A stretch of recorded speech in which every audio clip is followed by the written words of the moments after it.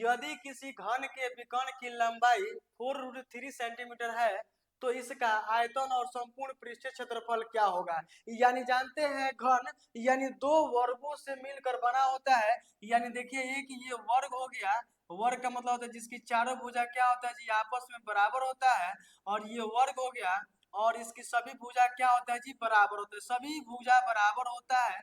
तो बोला क्या है कि घन के विकर्ण की लंबाई दिया हुआ है, तो घन का विकर्ण का सूत्र होता है, घन का विकर्ण का सूत्र होता है यानी √3 गुणा क्या जी भुजा होता है, यानी ये मान लेते हैं ठीक ना। तो घन का विकर्ण दिया हुआ है 4√3 दिया हुआ है, 4√3 बराबर 3 गुणे ए मान ए है, तो ये कट जाएगा यानी भुजा बराबर ये क्या है भुजा है, ये बराबर क्या कितना सेंटीमीटर जी 4 सेंटीमीटर हो गया ठीक ना। अब जानते हैं क्या पूछा है, इसका आयतन पूछा है। तो घन का आयतन क्या होता है, तो घन का आयतन होता है यानी भुजा क्यू होता है, यानी भुजा स्क्वायर होता है, भुजा क्यू होता है।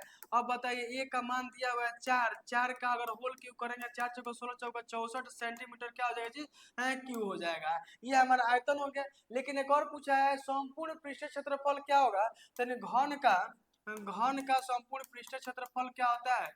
तो भैया जानते हो क्या होता है जी 6 भुजा स्क्वायर होता है यानी 6a स्क्वायर होता है। तो 6 ए का स्क्वायर, ए का मान दिया हुआ कितना सेंटीमीटर जी 4 सेंटीमीटर, तो 4 का स्क्वायर कर लेंगे यानी 6 और 4 चौका क्या हो जाएगा 16, 16 से क्या हो जाएगा 96 यानी सेंटीमीटर क्या हो जाएगा जी स्क्वायर हो जाएगा। ये हमारा राइट आंसर हो जाएगा।